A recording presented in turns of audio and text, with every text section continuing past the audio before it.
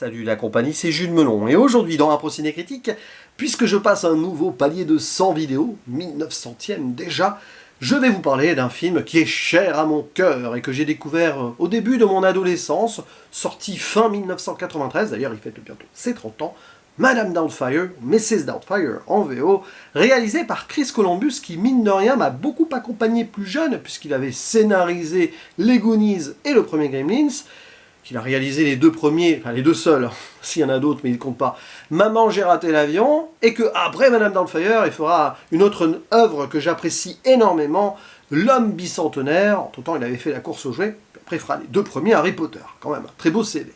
Et au casting, dans le rôle principal, tout simplement l'un de mes acteurs fétiches, l'inoubliable et irremplaçable Robin Williams dans un de ses rôles les plus complets. À ses côtés, Sally Field, que j'avais découverte dans Forrest Gump, c'est elle qui joue la mère, donc franchement c'est une actrice que j'aime beaucoup, rien que pour ces deux rôles. Il y a également Pierce Brosnan, avant qu'il ne soit James Bond, il n'était pas encore très connu à l'époque. Robert Prosky est ici également à l'affiche, un acteur de second rôle à cette époque, qui m'a beaucoup plu, puisque je l'ai vu à la même époque dans Last Action Hero, et avant dans Gremlins 2, rien que ça. On peut citer aussi la présence de Harvey Fierstein, Anne Haney, qui donnera la réplique à mon autre acteur fétiche de l'époque, quelques années après dans Menteur, à savoir Jim Carrey. Et puis les enfants sont interprétés par Lisa Jacob, qu'on avait vu dans Panique sur Florida Beach de Joe Dante, Matthew Lawrence, qui a fait beaucoup de choses avec ses frangins, Mara Wilson, qui jouera quelques années après dans Mathilda, et c'est tout pour les enfants. Et voilà, j'ai fait le tour à peu près du casting. Bref, évidemment, vous connaissez toutes et tous Madame Doubtfire. Il s'agit d'une comédie dramatique très ancrée dans les années 90, que je revois pour la énième fois, certes, mais peut-être pour la première fois depuis 6-7 ans. Et c'est intéressant d'avoir un nouveau regard dessus. C'est l'histoire de Daniel Hillard, qui est un comédien de doublage, acteur, qui a du mal à se stabiliser. D'ailleurs, il se fait virer de son travail parce qu'il ose critiquer certains choix. Faire fumer un personnage de cartoon pour les enfants, non, c'est pas une bonne idée, il n'a pas tort. Et du coup, c'est un père très laxiste qui va organiser une fête pour les 12 ans de son fils, alors que sa femme n'est pas d'accord. Elle, par contre, c'est boulot, boulot, boulot. Elle en devient un peu acariâtre avec les années parce qu'elle voit son mari se la couler douce, c'est un petit peu le quatrième enfant du couple, quoi. Et un beau jour, elle en a ras-le-bol, rentrant donc du boulot, voir ce bazar qui est mis donc pour l'anniversaire, elle dit stop, et elle demande le divorce, dans une scène qui est assez touchante. Et après, eh bien, il va se consommer ce divorce, sauf que Daniel, le père, il ne peut plus trop voir ses enfants. Il faut qu'il trouve un boulot stable, et aussi, il arrange son appartement. C'est pas gagné-gagné. Un beau jour, il a une idée complètement folle, puisque sa femme, ex-femme, passe une annonce pour avoir une nouvelle nounou à la maison. Il se dit, avec ses talents d'acteur, qu'il pourrait interpréter cette nounou. Et donc, il demande à son frangin, qui travaille dans le maquillage pour le cinéma, je crois, de lui confectionner, c'est pas facile à dire, ce personnage de Madame Doubtfire. Donc il va être déguisé en femme et jouer cette gouvernante écossaise. Et bien sûr, sa femme ne va y voir que du feu, y compris ses enfants. Bien sûr, il va y avoir beaucoup de choses qui vont amplifier la dramaturgie tout en jouant une carte humoristique qui sent bon l'Amérique des années 90, il faut l'avouer. Je ne sais pas pourquoi je prends cet accent. Bon, alors déjà, c'est marrant parce que je me suis déjà, il y a quelques années, questionné sur certaines choses qui avaient mal vieilli dans le film, mais ça reste pour moi un pur souvenir d'époque, qu'il faut voir comme un film ancré dans les années 90. Donc j'ai passé un magnifique moment encore devant, même s'il est vrai que quelques petites choses ont mal vieilli. Mais il y a aussi des trucs qui, pour l'époque, étaient quand même, j'avais envie de dire, osés vite fait. Enfin, qui démontrait une certaine malice de scénario, bien que certaines choses ne seraient plus faites ainsi aujourd'hui. C'est intéressant parce que vous pouvez vraiment voir ce film avec deux regards. Si vous restez donc avec vos yeux d'enfant ou d'adolescent quand vous l'avez vu, ça passe crème. En plus, cette idée de travestissement pour tromper quelqu'un avec le côté humoristique derrière, on l'a déjà eu dans Tootsie, Dustin Hoffman, et bien sûr certains M. Show. Hein. Donc, à ce niveau-là, c'est pas une nouveauté. Mais avec un Robin Williams totalement extraordinaire, qui montre d'ailleurs que c'est un excellent imitateur, comme il le faisait dans ses spectacles, etc. Hein, c'est grandiose. Avec Patrick Florsheim pour la VF, qui se débrouille bien, mais en VO, vous voyez des choses qu'on ne peut pas avoir en VF. Notamment certaines imitations de Elvis, de Gandhi ou de Jack Nicholson, hein, pour ne citer que celle-ci. Donc voilà, c'est très innocent, mais aussi ça marque une époque où on représente le divorce à Hollywood de façon plus libre. C'est pas évident pour les années 90 déjà.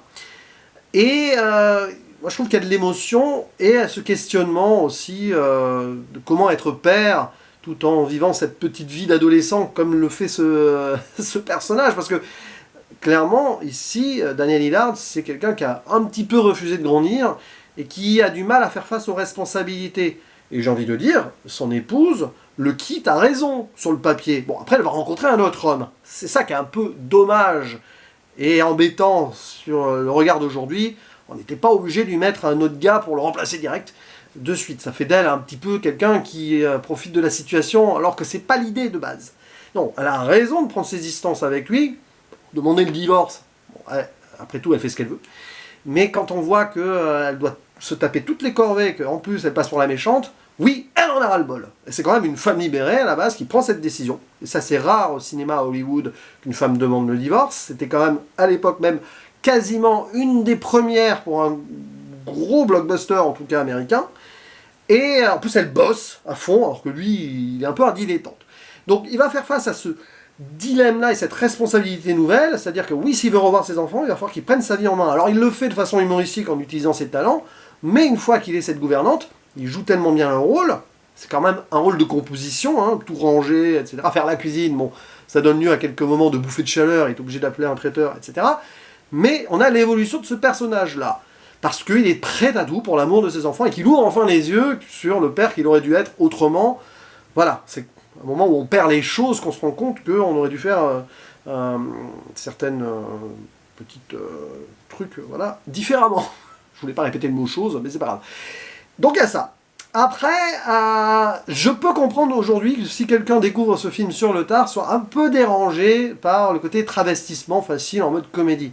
Mais comme j'ai dit, ça a déjà été fait avant, et encore dans les années 90, ça passe. C'est pas pour moquer une certaine communauté ou autre, c'est juste parce que il a cette possibilité de le faire en utilisant ces grandes performances d'acteurs qu'il le fait. C'est tout. Voilà. Par contre, bien sûr, ça fait cliché aujourd'hui.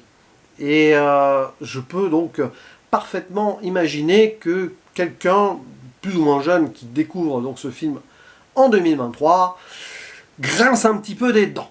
Par contre, et ça je veux le préciser, c'est important, pour l'époque, au-delà donc du divorce demandé par la femme, qui travaille à fond, etc., même si son écriture après chancelle sur la deuxième partie, il y a aussi certains points qui, c'est ça d'ailleurs le paradoxe du film, montrent l'homosexualité comme quelque chose de normal et admis dans le cercle du père et donc de cette famille. Pourquoi? Parce que quand il va voir son frère, Frank, qui est ouvertement homosexuel, qui vit avec un autre homme, voilà.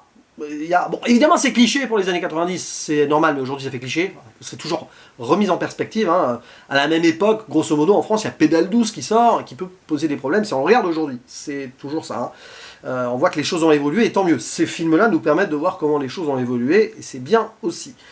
Donc, il y a ça qui est assumé et respecté, tant et si bien que plus tard, il y a Daniel qui va parler de son frère Frank comme de Frank et tante Jack, qui est sa compagne, enfin son compagnon, mais du coup, bon, c'est bizarre, hein, voilà. C'est quand même deux hommes, mais c'est quand même tante Jack. Bon, mais vous voyez, les enfants réagissent normalement. Par contre, quand ils découvrent que leur père, bon, spoiler, à un moment, forcément, ils découvrent que c'est leur père derrière la gouvernante. Un homme qui se déguise en femme, bah, c'est mal vu. Après, forcément, dans le contexte babysitting, si vous avez quelqu'un chez vous, qui est censé être une babysitter et qui s'avère être un homme, vous allez quand même avoir un petit peu peur pour vos enfants parce que ça fait cringe dans le contexte de ce métier-là. Donc il faut tout contextualiser dans ce film, mais c'est intéressant de le revoir avec un regard aujourd'hui, et avec moi aussi mon évolution d'état d'esprit, parce que quand on est ado, on pense pas à tout ça, et puis après on grandit, on devient adulte, et puis on s'ouvre sur le monde au fur à mesure qu'on vieillit un petit peu, et voilà. Mais ça n'en reste pas moins, pour moi, un des meilleurs films des années 90, et avec Robin Williams. Parce que là, il montre aussi cette émotion qu'il a dans le regard avec ses enfants, la scène du divorce est terrible, la scène aussi au tribunal fait... ouais, ça fait chavirer certains cœurs. En plus, moi j'ai connu les parents qui divorcent. Cette scène où les enfants écoutent, tout ça. Alors moi, mes parents ont divorcé beaucoup plus jeunes, mais quand même, il y a quelques échos. Je me mets à la place de la petite, en fait, si on veut. Et voilà, la BO, bon, ça fait très cliché années 90, mais elle te reste en tête. Alors il y a des petits rajouts comme ça, Aerosmith par exemple, Frank Sinatra aussi, j'avais complètement oublié, au moment où Robin Williams fait Barbara Streisand. Et puis il y a une référence à Boulevard du Crépuscule, que maintenant j'ai complètement capté, puisque j'ai rattrapé le film il y a quelques semaines. Vous voyez, comme quoi, quand on revoit des trucs, bon, il y a beaucoup de choses qui sont forcément référencées du cinéma américain, etc. Et puis c'est Robin Williams, quoi. Donc oui, c'est un film qui fonctionne toujours à mes yeux, même si, mais années 90. Et quand même, pour l'époque, il y a des choses qui étaient tentées là, et qui ont eu le mérite d'être mises en avant, peut-être, pour certains points, une première fois, en tout cas, sur une grosse production. Voilà. Puis bon, après sur la réal, rien à dire. C'est sûr que c'est pas le genre de film que tu vas analyser sur certaines séquences et tout, même si sur les points de vue, je reviens à la scène du divorce, c'est bien géré quand même. Les regards aussi, et nous on est au courant, le spectateur, pas les autres, quand il y a toutes ces scènes, que ce soit au restaurant vers la fin, ou les scènes où il est face aux enfants. Forcément, nous, on rigole un peu, et ça joue pas mal sur le regard aussi, au niveau de la mise en scène, qui est hyper académique, si vous voulez, mais qui fait le taf. Et puis voilà, Robin Williams, à chaque fois que je vois un film avec lui, depuis 9 ans maintenant, un petit pincement au cœur, c'est normal. C'est normal, voilà. Et sinon, rien de plus à dire, parce que c'est un film où c'est tellement facile de tout évoquer dessus que ça a déjà été fait, c'est juste plutôt un témoignage pour partager un souvenir et le faire avec vous en commentaire, bien sûr. Je compte sur vous, parce que je pense qu'on pourra échanger pas mal de choses à ce sujet. Et je serais très intéressé de voir quelqu'un qui découvre l'œuvre là, aujourd'hui, et voir son avis à ce sujet. C'est très intéressant ça. Mais bon, est-ce que ce sera le cas? On verra bien. À vous la parole et je vous dis à la prochaine. Ciao.